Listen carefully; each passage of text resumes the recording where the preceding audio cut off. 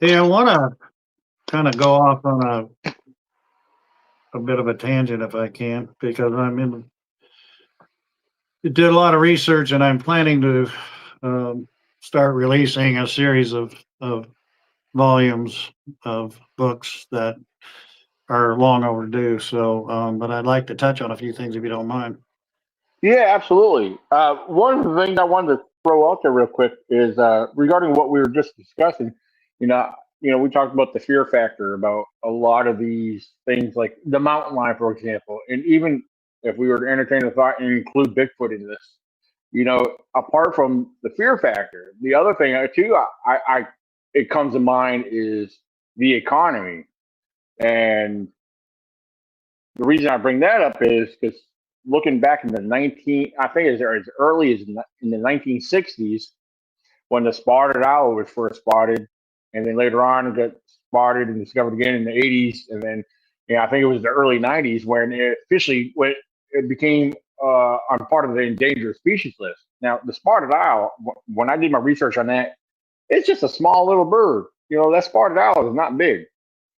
And when that shut down the whole logging industry, which is a big part of the economy out in the Pacific Northwest, True. so if you think about something as small as the spotted owl shut down a lot, the economy, if the authorities would come out and admit that, hey, yeah, we have this humanoid bipedal subject roaming North America, I mean, it makes you think, well, if they were to admit to that, they would have to put it on, possibly on the endangered species list, or all these legal matters would have to come into play. I mean, I was just thinking, I couldn't help but think about, yeah, what if they were to admit to all this, that we have these species living among us that people laugh at us for believing in. So I don't know. It's Well, just a thought. yeah. Well, there again, Daniel, we go back to the consequences, and that certainly comes to mind. I think back when I was training on Camp Rylea, we were a mechanized unit, meaning that we were in tracked vehicles. We we my combat engineer unit went to mechanized, and we used armored personnel carriers. And you want to take those puppies off road. That's what they're designed for, right? So we had a huge training area, actually a number of training areas on the base of Camp Rylea. And suddenly the environmentalists came along and started hanging these little traps, if you will, from branches of trees all around the base. And in that particular case, it had to do with what they called the silver spot butterfly. And I swear to you, they claim that silver spot butterfly was indigenous to the base we were on, and that they were fairly rare. They were threatened, if not endangered, and so they were putting these traps up to catch them to see if they can, do an inventory on how many are out there. And the entire time they did that, we were prevented from taking our armored personnel carriers off any roadways at all on the base. It totally detracted from real world training. You know what I mean? So that and the marbled murrelet, which was also known to be on the coast there. In the case of the spotted owl, they were specifically, it didn't shut down the industry, just as a correction, but they shut down any logging in what was known as old growth forest. And that, and old growth forests are tracts of timber that have never ever been cut. We're talking wilderness that is the same as it was 10,000 years ago. The claim, as it turned out, was false, because not only did they find that the spotted owl was very comfortable in reprod, or trees that were planted after harvest of old growth forest, but they were actually spotted in one case living.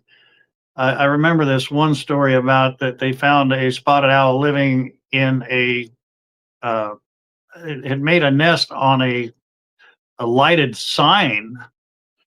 I want to say it was like a 7-Eleven sign or something. I could be wrong, but but that it was enjoying the heat that the sign produced, and so it was a lot more adaptable than what they were claiming it to be. And so I know a lot of that changed, but yeah, that's again, we get back to consequences, and that affecting access to certain areas recreationally as well as for logging and all that is just one of those things that, again, if they can avoid that sort of disruption, then again, there's no consequence for not saying anything, and Right. that's what they prefer to do. Yeah. Yeah, because a lot of your game department authorities, your conservation police that come in, like for example, in the national forest here in Virginia, over the years, I can't tell you how many conversations I've had with some of these game wardens and the conservation police, and they when they see you out there camping in these primitive camp spots, they drive in, they check on you, make sure you're not doing nothing illegal that you're not supposed to be doing out there, and I mean, I get in conversations with them. I like, they're great people. The older now, they got the young groups, the younger crews coming in there now. Now, I used to deal with a lot of the old timers that been in there. I'm sure they're probably retired by now, but now there's the younger group that come in there, and I get in conversations with them. Sometimes I see the decals on my vehicle, and some of them are very cool. Like, hey, they get out of their vehicles, like, I gotta ask. This is coming from them now. Like, look, like they gotta ask me, like, what do you know about Bigfoot? I'll get into talking to him. I'll keep it small talk, keep it simple. It's fun. Yeah. And then throughout that conversation, I'll bring it up, because I know I just want to see if any single one of them will share a different story or a different script. I should say. I asked them about the mountain lions, and then once I bring up the word mountain lion, it never fails. Every single one of them has almost the same line, same script, about what they're, I want to ask them, I say, are you trained to tell everybody that, or is that what you really believe? Because I was like, you're not fooling me. I mean, most of the time, I don't even question that. There's so much I want to say to them, but I just listen to what they have to say. Basically, I let it go in one ear and what out the other. Because here in Virginia, I personally, I am a witness. I've seen a black one right in my main research area in the George Washington National Forest here in Virginia. I seen one take his time crossing the road on me. I know what I saw. Same area where I had my encounter in 2014 of Bigfoots, but this was a mountain lion. So, and then plus just north of here, northwest of here, there's been several sightings around the county. And it blows my mind that they wanted to deny that they don't exist here. But I've heard stories from people, places I worked at, where customers will come in and share stories like, well, I met an old timer, he's retired from the department, blah, blah, blah, but he came out and told me back in the early 90s, there was a male and female that was released untagged on top of the parkway here. The parkway, talking about the Skyline Drive that runs through here, Virginia. Right. And, I was like, okay, well, that's cool. That's cool information. I mean, there's no online record of that information, but this individual was told this by the old timer that's retired. Yeah. I've heard stories from other retired. A lot of them will wait until they retire to even discuss not only mountain lions, but even Bigfoot. And it's they are operating with certain protocols. I'm sure they go through every possible scenario in their training as to how to respond to certain situations. But yeah, I don't know what the big deal is when it comes to the cats, because Oregon, we have an estimated population just in Oregon of 6,000 wild cougars. So I mean, they do their thing. That's a healthy amount.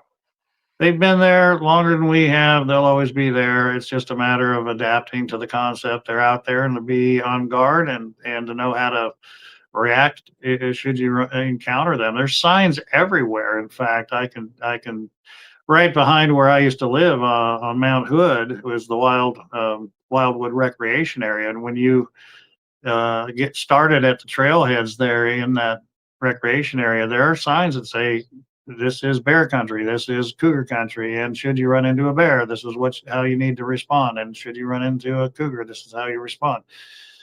And frankly, I don't go in the woods without packing some sort of protection. Right. Uh, in We're the the same way here in Virginia. yeah, We all pack. yeah. We know what's out there. So I want to segue a little bit, if I can, to some research I've been doing lately. I think it's really fascinating. And to my knowledge, I'm the only one that's really gone down this rabbit hole. But we were talking before we came on the air about the sighting I had in '93, and I confided with you that I've had one other sighting scenario, another encounter a little over 2.5 years ago. And, bear in mind, it took me 28 years to have a second sighting of the Bigfoots. And it's an interesting story, and one that has led me in a whole different direction in my research. But if you'll allow me, I had been working, or not working, so I've been communicating in contact with members of the Omaha tribe in Nebraska. The Omaha tribe lives literally on the border with Nebraska and Iowa, and what separates the two is the Missouri River. Now, if you'd asked me beforehand to name a single state where I really didn't believe Bigfoot existed, I think Nebraska would have been right up in my top three. Mainly because my perception of Nebraska was nothing but extremely flat land and corn and soybeans as far as you can see. And for the truth of it is, 95% of the state is very much like that. But that section, that border with Iowa, fairly long, a few hundred miles long, and it again, the dividing line, the border, the boundary between the states is that Missouri River. That Missouri River has carved a really deep canyon, if you will, between the states. So it's along that eastern edge of Nebraska where the reservation, the Omaha reservation, is situated.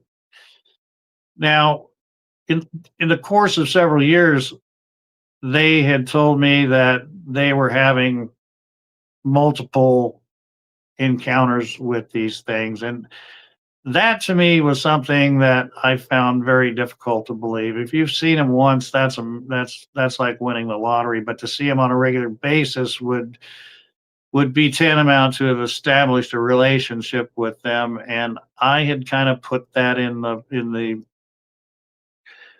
kind of hard to believe file. As it is in Bigfoot research, there tends to be two pretty distinct camps. And on one side, you have the scientific, biological, flesh and blood camp. On the other extreme, you have the paranormal, supernatural folks. Sometimes we refer to them sarcastically as the woo. And they can't be really any further apart. Now, I count myself amongst the former, that being flesh and blood biological creatures. And I've heard a lot of different things, certain anomalies that I would have to place in a little file off to this side in the paranormal supernatural category, simply because my go-to when it comes to somebody saying that Bigfoot can create certain conditions, certain anomalies, is to say, all right, if you say Bigfoot could say, I don't know, fly through the air and shoot flames out its butt, then okay, show me one other animal, a known species that can do that, and we've got a starting point. But if you can't, I'm not going to be able to really, stomach that as something realistic. So I had placed a number of things in that category, but if we really look at the definition of paranormal, it literally means certain anomalies that have been experienced that cannot be explained by science today. And if we look at it through that lens, we have to say that there is a number of things that we put in that category 50, 100 years ago that now have become common knowledge. So just because we don't have the scientific explanation for certain things doesn't mean they don't happen. And I say that by way of this story I'm going to tell you. One of the things I had put in that category is a phenomenon known as eye shine. You've heard of that, I'm sure. Eye shine, from my understanding, was their ability to generate light from their eyes. And we're not talking reflection or bioluminescence for that matter, but somehow they're able to generate light in pitch blackness. And I, I did some research on it, and I'd come to the conclusion, we see bioluminescence in nature, again, trying to apply it to what we do know. There's a lot of aquatic life, especially deep sea life, that has it, and there's also photoplankton. And I'm a certified scuba diver, I've actually swam through photoplankton that's on the surface of the ocean, and this is microscopic photoplankton that will, once when they're agitated, will actually glow, give off some light. There are some reptiles coming, bringing it to shore. There are some reptiles, plants, insects that can, such as fireflies, for instance, that can generate light. But I failed to find any examples in nature when it came to mammals. And so I kind of just said, well, then it's impossible. And I stuck it into that paranormal category. But they claimed and showed me several videos over the years of what they purported is eye shine. And the pictures really didn't give it justice, but there was something there that I could barely make out. But the fact that they said that they had established a relationship with them and were able to bring them, actually call them in, got my attention. So one day I decided, what the hell, I'm going to fly out there. They invited me to the reservation, and I got on a plane and went out there, and I spent a week on the reservation with these friends I had made on the reservation. We spent the weekend. I flew in Saturday. We got really to meet each other on Sunday, and they seemed pretty legit. And they said, tomorrow on Monday, we're going to go out in the forest, and I'll show you what we're talking about. And so, and again, this was back when COVID was a big thing. And so I point that out because one of the things I am very leery of is being pranked, punked, hoaxed, whatever you want to call it. And, I'm always on guard for that. And so I'm thinking, it's for them to pull this off, it would take, some other people participating, and it didn't make sense for me because the village, the main village for the Omaha tribe is a little town called Mays, and because of COVID, they had locked down, quarantined everybody in that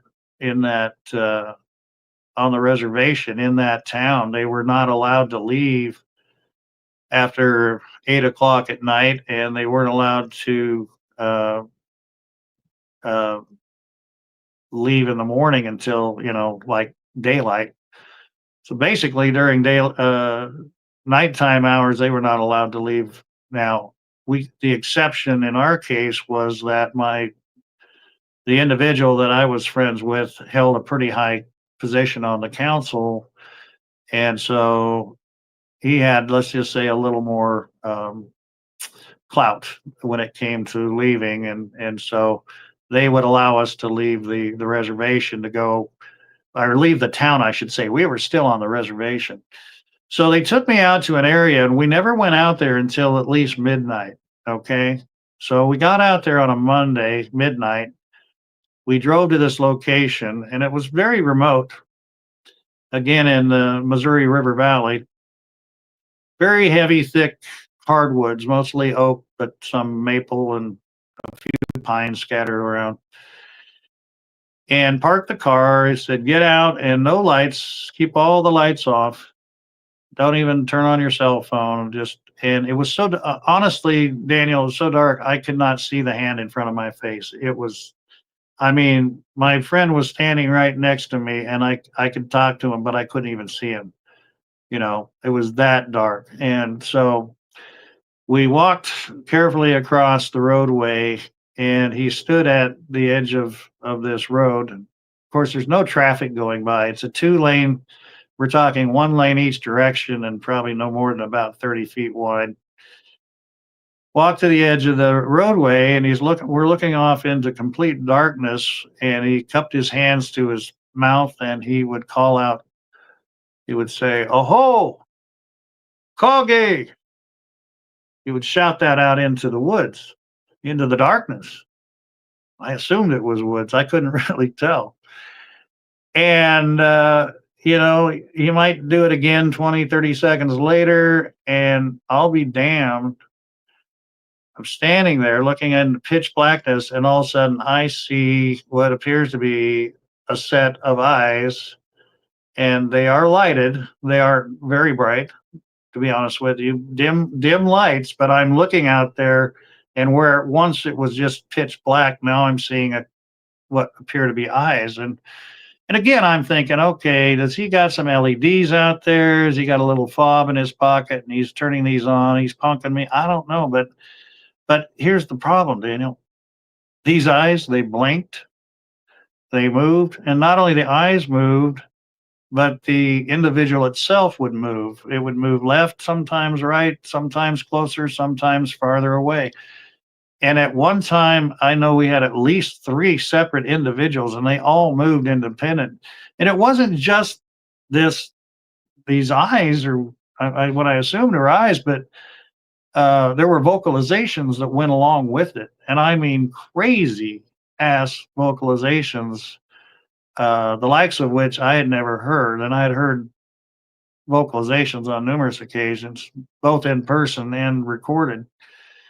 But there was one I'll never forget, and it was what I assume was a female. Now, I'm going to estimate that these individuals that we were seeing, that the eye shine from, were, and again, it's very difficult to judge distance at night, but I would have guessed they were roughly about 150 feet away from us. This vocalization came from much farther back, maybe 100 yards back in the tree line, but it was very loud, very high pitched, and that's why I presumed it was female. But it was the weirdest thing I ever heard. It was a song. That's all it's the only way I can describe it. Wasn't very long, maybe 5 or 6 seconds long, but in that 5 or 6 seconds, I heard at least anywhere from 5 to 7 or 8 notes that changed. It had a rhythm to it. It changed in pitch, volume. So like for, I don't know, 5 or 6 seconds, I hear what sounds like a song, like a melody, like a little chorus, if you will. And it wasn't scary at all. In fact, I thought it was quite beautiful. And about 20 seconds later, she does it again. And here's where it gets very interesting, at least for me as a citizen scientist, is it was an exact replica of the previous chorus, if you will. We'll just call it a chorus. Note for note, same volume, same change in pitch, same everything, same length. 5 or 6 seconds long, a break. And over the course of about a minute, she did this 4 times. 4 times, and each and every time it was the same song. Now, we can talk about these things roaring, screaming, howling, whooping, whatever you want to talk about, any sort of arbitrary grunt, growl, bark, whatever. This was something different. This was something that had meaning. You don't repeat something over and over again, especially something that complex over and over again if there's not a message somehow involved in that language. That's all I can tell you, because and I'll tell you this. 3 days later, on a Wednesday in broad daylight, she did it again, exactly the same way she did it 3 nights before, and just did it once. But I'm like, I know that song and I know that voice, and so that was amazing. So between the eye shine and the vocalizations, and this went on again, I tell you, I had a hard time wrapping my head around seeing these things on multiple occasions. And like the eye shine, I kind of got my ass handed to me, because I had to admit that, yes, they have established a relationship. They are having multiple encounters, and oh yes, that eye shine thing, that's real. This went on 5 nights in a row. We went out Monday, Tuesday, Wednesday, Thursday, Friday. I had to catch my plane back on Saturday, very reluctantly, I might add. And it happened in 2 locations. I know on one occasion, Wednesday or Thursday, we had some activity going on, and it wasn't quite as active as the other 3 nights that preceded it. So they said, there's another place. It's about 4.5, 5 miles from here. I'll take you there. Sometimes we get activity. So we drove for like 15 minutes through some very rough country. And we got on this logging road, and he said, stop right here. And I was driving. So I remember just before we turned off the lights, this is kind of important, kind of funny, actually. I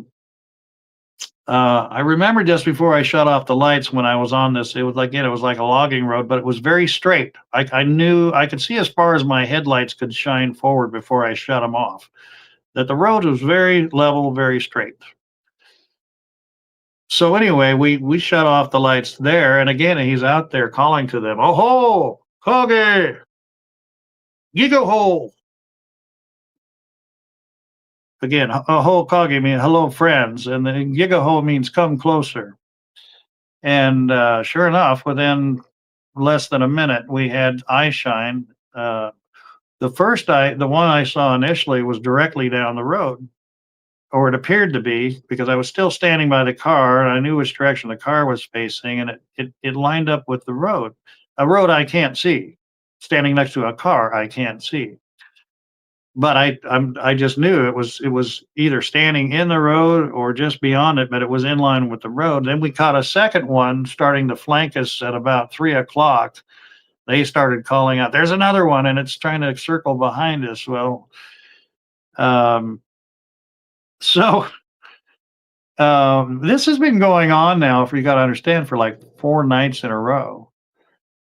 And I'm not only getting kind of used to it, if that is possible, but you got to understand too, I'll ask you, would you ever walk away from an active encounter? Oh no, I would want to be there to observe and listen Oh, and gather as much yeah. information as possible. You would think if anything was going to break contact, it would be them. But no, that didn't happen. In fact, every night, we were out to sometimes 2 in the morning and starting at midnight. And these things were there the whole time. Can you imagine how hard it was for me when they said, "Well, we got to go. It's getting late. We need to get some rest. We'll come back tomorrow night." And I'm looking out there, and they're there, and they're looking at me. I'm looking at them, looking at me, looking at them. And I'm like, "You're leaving? You're serious? We're walking away from this." And they're like, "No, they'll be back tomorrow. We'll come back tomorrow. They'll be." And it was true, but it was the hardest thing I had to do. I mean, for me, if I knew it would have gone that way, I would have brought a sleeping bag and maybe a lounge chair, and I would have spent the night till the sun came up. but it wasn't always my choice. So anyway, let's fast forward to Thursday. We're at a second location. I spot this one down the road. We see another one trying to circle around us. I realize I got maybe one more night and I'm flying back home, and it's been like the most amazing exchange I've ever had with these creatures. And I'm like, I don't want to leave. I don't want to leave. And so I did something kind of crazy. I, uh, I turned to my friend and I said, hey, you've been doing this for like what, 3 years now?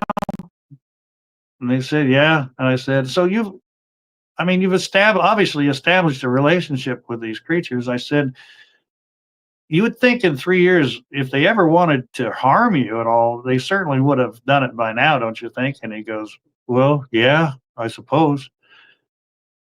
And then I said, have you ever thought about, I don't know, like just walking up to them? And I couldn't see his expression, but I could damn near feel it in the darkness. And he just said, pretty much, hell no. At which point I said, hold my beer. Like, what? I go, do not follow. I said, whatever you do not follow me. I'll be back, I hope. Right.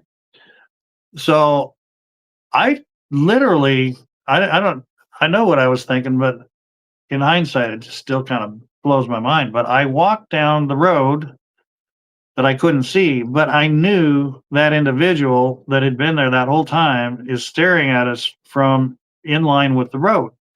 Now, this thing was probably 150 feet away, would be my guess. And I just started walking. Now, this is like October, November, late October time frame, and the leaves are all down. And every step I take, I'm hearing the leaves crunching under my feet, and I can feel I'm on the road.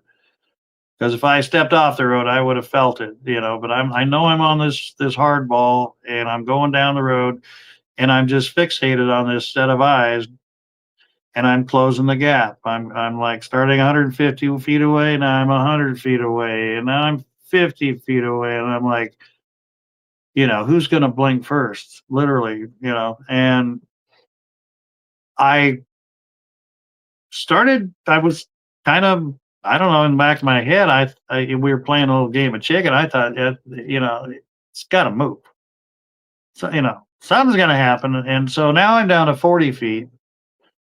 Now I'm down to 35 feet, and it's right there, And I thought about something that Dr. Henner Fehrenbach had told me about. He was a primatologist and worked with gorillas and other primates in the past, and he said, because we had discussed this scenario, what would you do if you were actually in the immediate vicinity of one?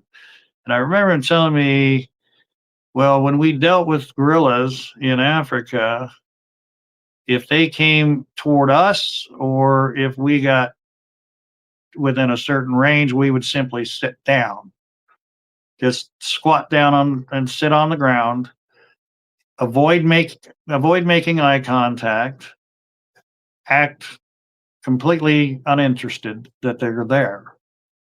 And a lot of times that would get them to actually calm down enough, relax enough that they may sit down with you, or they might actually approach you. So this was my brilliant plan. I'm now over 100 feet from the vehicle, and I'm down to like 35 feet. And I decided if I got within about, another 10 feet, I'm just going to sit down and I'm going to let it make the next move. And that was my plan. I got about 30 feet, I estimated, from this individual when it stood up. And I wasn't sure that it was crouched down or not, but it was pretty obvious when I got to about 30 feet, because these set of eyes came off from the ground and were considerably taller than me.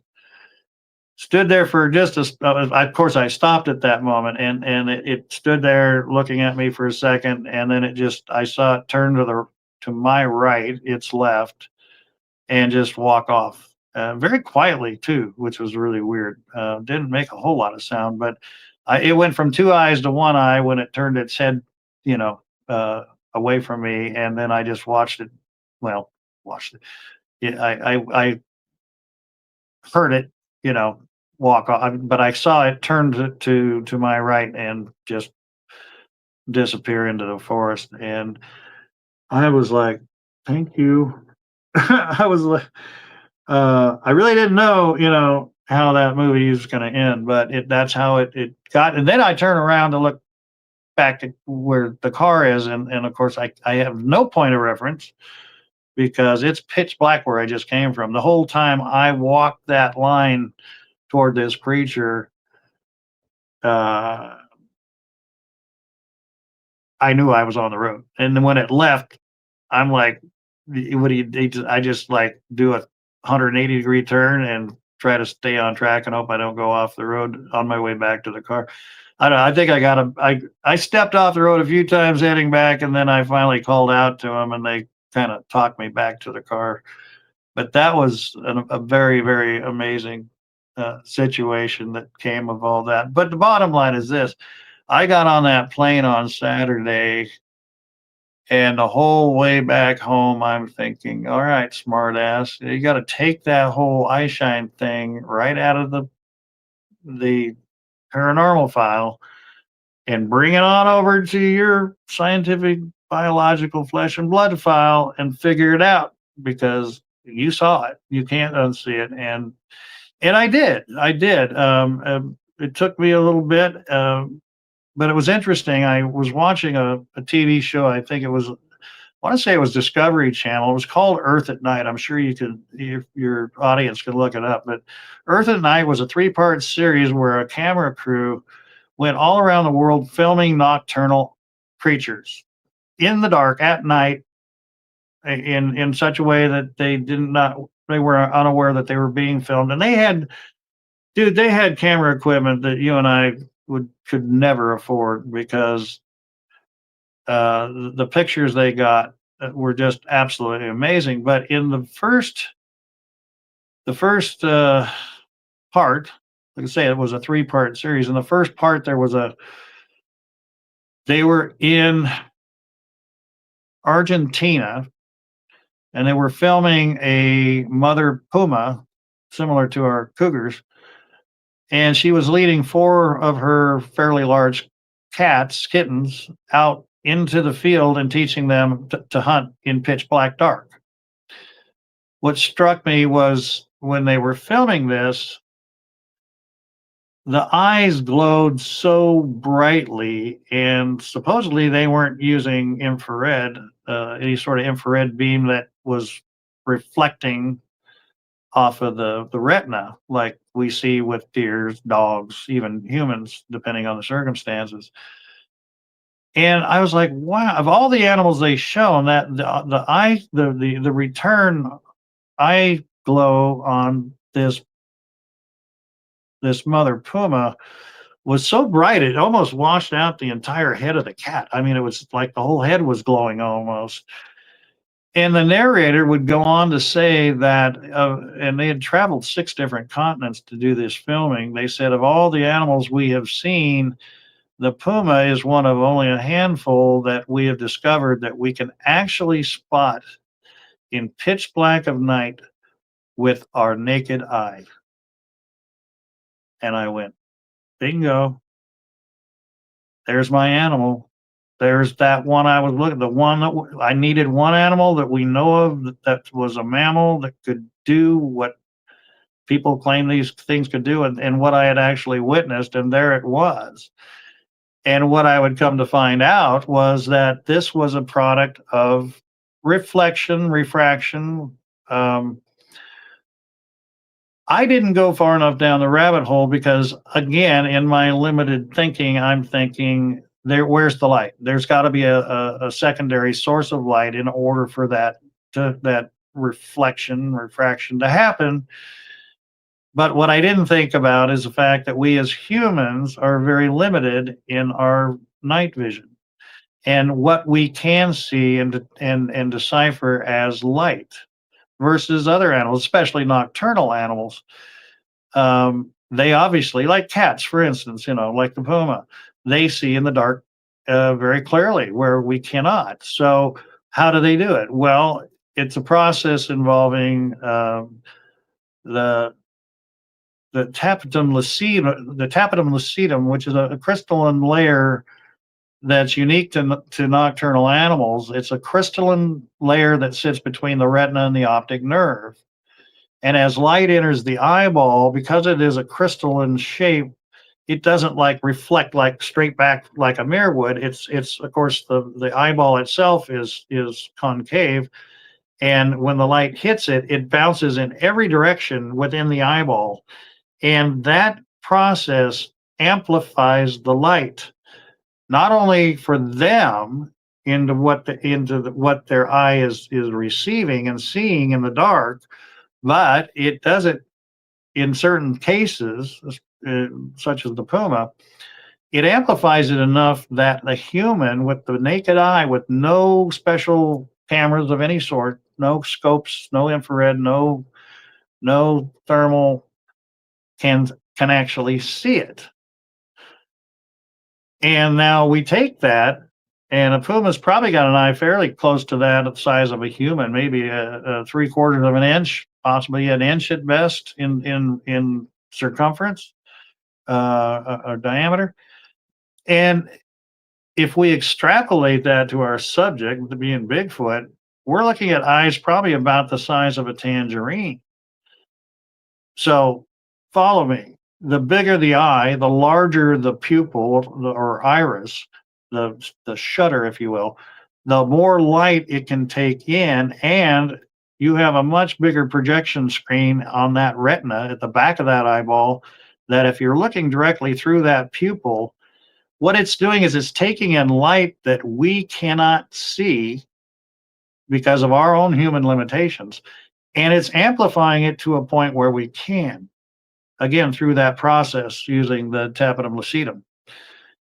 And so I check the block and I go, okay, I can now say that if anybody tells me eye shine is BS and that it has to do with paranormal, I can say something, excuse me, but you know, I can tell you otherwise. But that led me, Daniel, down a road that caused me to ask questions about other things that I had put in that folder, that paranormal folder.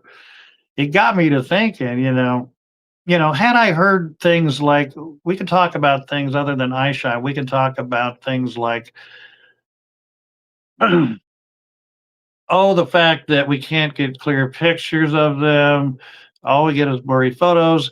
The fact that they people say that they can change dimensions or go through portholes, and because at 1 minute there's nothing there, and all of a sudden they're there, and the next minute they're gone. So obviously they've got these special powers. We can talk things about something you had brought up earlier about seeing some bright lights in the middle of the forest. Yes, absolutely. And Okay, that was and a recently lot of here back in May in Virginia. And that's not the first time I've seen weird lights in Virginia. No, not the first time in Virginia, but the first time seeing lights, period. First time was like a year and a half, almost 2 years ago up in Pennsylvania. okay, The and way I that's described known. it to people, yeah, Go the ahead. way I I'm sorry. described it to people, they say, oh, those are orbs. But these weren't moving, they were stationary. Not one of these ever moved. Except for the first set of lights I ever saw, what looked like flashing little stars. But I've seen four spaced out looking blue brown balls, slightly dimmed, Okay, but they were blue. And then in Virginia, we saw what looked like a round white ball of light that didn't project anything. It did not illuminate nothing around it. It was just very strange. And then our thermals didn't pick nothing up. As soon as after it went out, we immediately picked up our thermals to see if there was somebody there. And it was just and interesting. We did nothing. not see nothing. Yeah, and so let me explain real quick. What if I could tell you that I can explain, because this is some of the research I've done as of late, that I can explain things such as what they call orbs, what you experienced. I can explain this, um, how they possibly appear and disappear, or appear to do that. How cameras have difficulty focusing on them. If and I can We can even go so far as to discuss people, what they call being zapped, for instance, where people feel like they are losing control, or a very powerful panic sort of reaction to something that doesn't even make sense, because there's nothing that they can say, well, this is what made me panic, but for some unknown reason, I'm panicking, whatever, to the point of even paralysis. Uh, I can almost even, I'm working on trying to explain even what people talk about as mind speak. I think there's an explanation for all of this scientifically, and a lot of it is related to the same cause. But let's take your your orb situation. Okay. Um, are you familiar with infrasound? Oh yeah, infrasound, ultrasound. Yeah, Now, infrasound specifically yeah, is sound that is below normal human range of hearing, and that is sound below 20 hertz. And again, we discussed right, earlier, dogs can hear down to 15 hertz, and which is below our hearing, and they can hear well above our human range as well. And different animals, you would agree, different animals have different ranges of hearing, correct? Okay. So that doesn't mean the sound is not there. It's just we get to the point, it gets to the frequency, and when we talk lower frequencies, we're talking going from, say, treble to bass. Okay. When we get to down to 20 hertz, it's extremely low bass sounds. Now, the lower the frequency, or the more, you could say, bass uh, is applied, whether you can hear it or not, the more powerful it is. We're talking sonic shock waves. And these sonic shock waves are very powerful. They are energy. And they do have effect on humans. And I'll explain. We know, again, like I spoke, I have to have an example in nature of known animals that are capable of producing infrasound. And in my research, it's pretty easy to find out that we know whales do it, for instance. They can communicate literally for hundreds of miles, because liquid, keep in mind, this will come back, liquid is the perfect medium for the conduction of sound waves. It's like dropping a pedal in a mere smooth pond. You can watch those shock waves; they will not stop till they hit the shore, and then even when they hit the shore, they will reflect back toward the source. It's the same with sound. Okay, the lower the sound, the more powerful it is, and the more it affects us. Okay, you can't hear it, but you can feel it. Whales, now you have to assume that any animal that can produce it can hear it. That only makes sense. So imagine, if you will, um, whales use it for communicating with other pods of whales, and it helps them guide themselves to each other for mating purposes. Um, Elephants use it. Elephants can generate infrasound through their feet. Now, keep in mind, these feet are like giant. If you look at the bottom of an elephant's foot, it's like a big drum almost, right? Well, these they generate it through their legs into the ground with such force that it can be picked up over 4 miles away through the ground. right. And other elephants will be able to pick it up through their feet, and they use it to communicate the need for the herd to come back together, which they do on a daily basis. Um, Alligators use infrasound, and they use it for mating. People, you may have, I don't know if you have, but I've been told that alligators in a pond, completely submerged in a pond, can make the surface of the pond ripple because they're generating infrasound. What's really interesting is tigers, because tigers can do it. It's like the ultimate purr, if you will, except it's lower than what we can hear. But they can generate this extremely low bass note that goes out in a certain frequency, and they use it for hunting. They'll use it to stun prey. One of the things that's it's somewhat insidious about lower frequencies, high frequencies are very easy to detect the source, where that sound's coming from, but low frequencies are impossible to detect. That's why when you buy a surround sound system for your TV, you get 5 or 6, you get these tweeters and mid-range speakers, and they only give you one subwoofer. That's all you need. And no matter where you put it in the room, if you can't see it, you could not, nobody can tell you where it's at, where it's coming from. Well, the tiger uses it that way. They will get up on a herd of antelope. They'll generate this sound. The antelope will pick up, not audibly. They're not hearing it. They're literally feeling it. They know that danger is close, something is wrong, something's going to happen, but they can't figure out where it's coming from. Now, if I went out there and shot a gun, they're going to take off in the opposite direction or honk a horn or whatever, because I'm doing it at a frequency they can hear. Oh, it's over there. We're going this way. But with infrasound, they don't know where it's coming from. And so it stuns them. It causes them to hesitate and stay in one spot because they know something bad's about to happen, but they don't know they don't want to run into it. And in that hesitation, a tiger can get up close and take one down before they know what's going on. And they only need the one. So there you go. So there's our examples of animals that use it. And interestingly enough, they're all large mammals. Did you notice that? Even whales are mammals, but they're all large mammals that are generating this. Now imagine, we said, and go back to the fluid being the best conductor of sonic waves.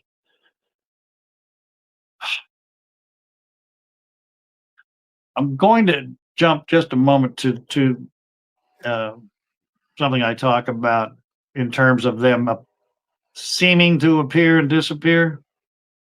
Ron Moorhead and I go around about this because when he started getting into quantum physics, he appreciated the concept of vibrational frequencies. But where we depart is when he says they disappear when people are looking at them, he's suggesting that disappearing act is happening on the animal's end. In other words, the animal is actually changing frequency and somehow shifting into a different realm, I guess.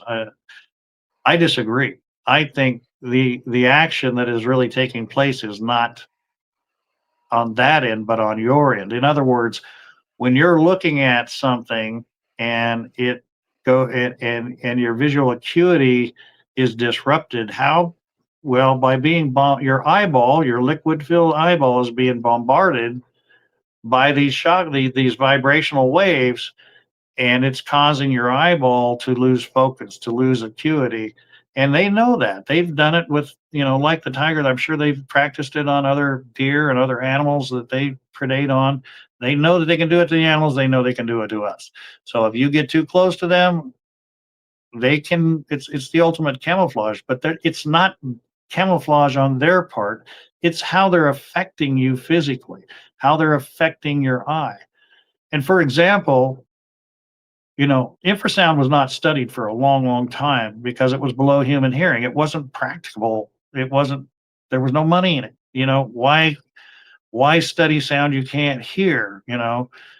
It's like, would you buy silent music? I can make a whole album of music in infrasound, and who's going to buy it? Nobody can hear it, right? So nobody really got into it. But when they finally started measuring infrasound and the effects that infrasound have on people, they found that even in nature, certainly these animals can make it happen, but also things like earthquakes, thunderstorms, They all create infrasound. Humans can create infrasound. And by example, in the late 1950s, when we were putting astronauts in tiny little capsules and strapping them to international continental ballistic missiles and shooting them into space, they had one job, and that was to read the gauges on the dash in the capsule and report it back to Houston. And what they found out that during the launch sequence, during the period that they were accelerating into space, they could not read the gauges. And they would radio back. They'd say, like, "What's the oxygen level? What's the pressure? What's the speed? What's this? Give me. We need this data from these analog dials." And they said, "We can't read them." And it was only after they found out about infrasound and then reapplied it retroactively to that situation that they found that the rocket engines themselves were generating infrasound. And I say this only because a couple of things had to change. They had to change the way the rockets worked. They had to change the way the capsules were insulated against acoustic sounds, the uniform itself. And that's when they switched from analog dials and gauges to digital.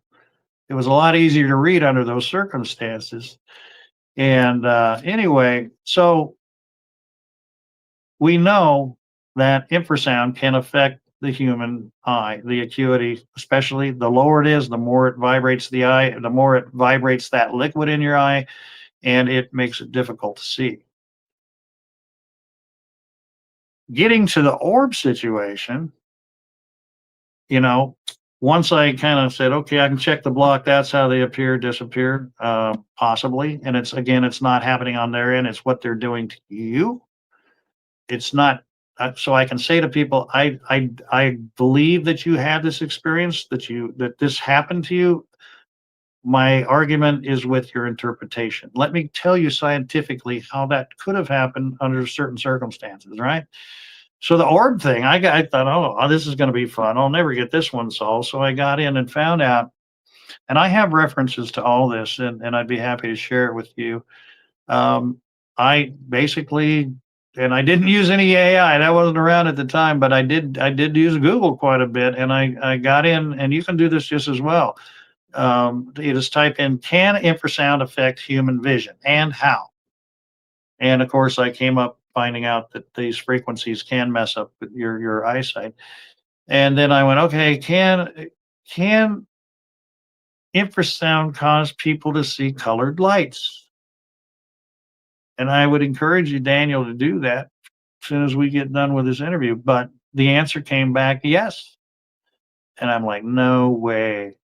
And so I started digging. I found that, I want to say back in the late 80s, early 90s, there was a factory where people had been working in for quite some time, and without any sort of issues. And as factories do, as they grow and modernize, they are constantly swapping out different types of machinery, things that can do things faster or with better quality, or more volume. And so it was that, periodically they would remove a machine and bring in something that was a little more technologically advanced. And one day, people that had been in the factory for some time started complaining about feeling very odd, feeling very uncomfortable, feeling somewhat nauseous, and also mentioned the fact that they were having visions of things that were borderline hallucinations, but some people attributed it to it was most of it was in their peripheral vision, mind you, but they were seeing movement and colors and lights in their peripheral vision. And some even discussed, and this was written back in the 90s. Some discussed that they were seeing colored balls of light. And I'm like, no way. But sure enough, when they brought in equipment and did some testing, they said this new machine that you installed is the source. And what it's doing is it's creating infrasound and it's messing with your employees' eyesight. And sure enough, as soon as they switched that particular machine off, all of those colored balls of lights went away.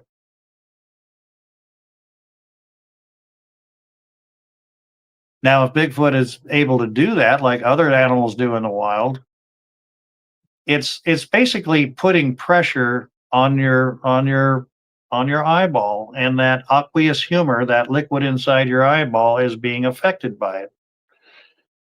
And it can cause you to see different colors of light that you in the middle, and in the case of Bigfoot, in the middle of the woods. It's been proven. Yeah, that is seriously interesting for sure. 'Cause, I mean, If animals can produce infrasound, right. and infrasound can produce distorted vision, including colored balls of light, and Bigfoot produces infrasound, then that particular anomaly could very well, I'm not saying for certain, but it would go a long ways to explain scientifically how Bigfoot can possibly be causing these sort of visual anomalies by use of the infrasound. Yeah, that again, that's very interesting because, like I said, the latest light that we saw. David was, maybe between 5 and 10 feet up ahead of me. He was the first one that noticed it and got my attention. When I came over to look at what he was looking at, boom, I saw it too. I was looking right at it, and then it just, after a few short seconds, it just went away, looking dead on at it, which was, again, it was interesting. And I, for one, would never thought I would see anything like that, especially in Virginia, because I mean, I've been out in the woods for years, and never, not once have I ever seen any kind of strange lights in the woods up to that moment.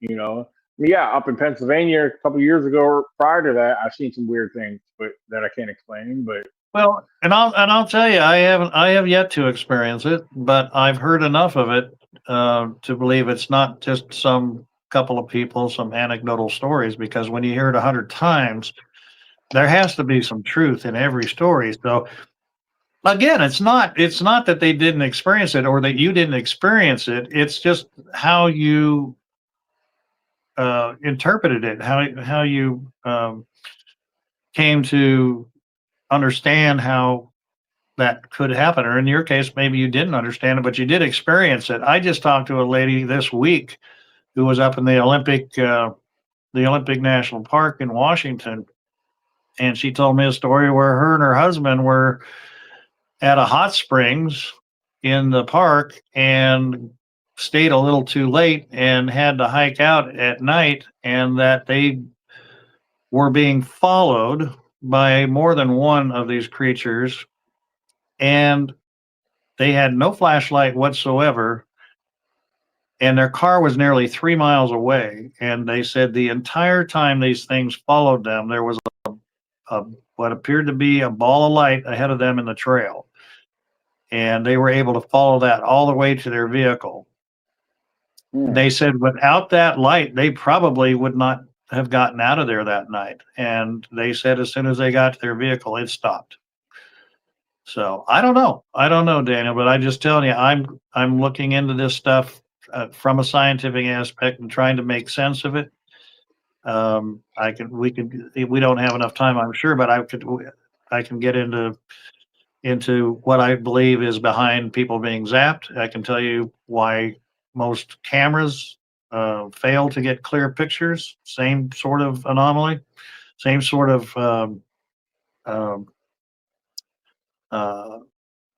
infrasound effect. But infrasound can do a hell of a lot of things, and up to, and again, I can prove this, infrasound amplified. Again, you can't hear it. You think, well, if I can't hear it, if they turn it up, I can hear it. No, I'm talking infrasound. Most of the things we're dealing with are probably on a scale of 1 to 10 in the 3 to 5 volume level, if you will. If turned up to 10, it could kill you. And I have evidence of that too. It can cause your lungs to collapse. Thankfully, we haven't ran into that, at least that we know of. But there's a lot of Exactly. things. There's a lot of things out there. Tell you what, like I said, I'm speaking at 4 more conferences this year, and I'll be continuing my research. It seems that every time I speak, I've got new information, and I'm trying, man. I'm trying to do things. I've been doing this 32 years, and I've got to a point where it's like, okay, I'm retired. I really got to pour myself into this. I'm coming up with some answers, or at least some very plausible answers as to some of the questions of what we've ran into, and why it's so difficult to find them. Why it's difficult to get one in captivity. I think I can explain that, and I can explain why they. One of my latest things is actually the attitude and the persona that behind staying away from modern society, that and how they got there.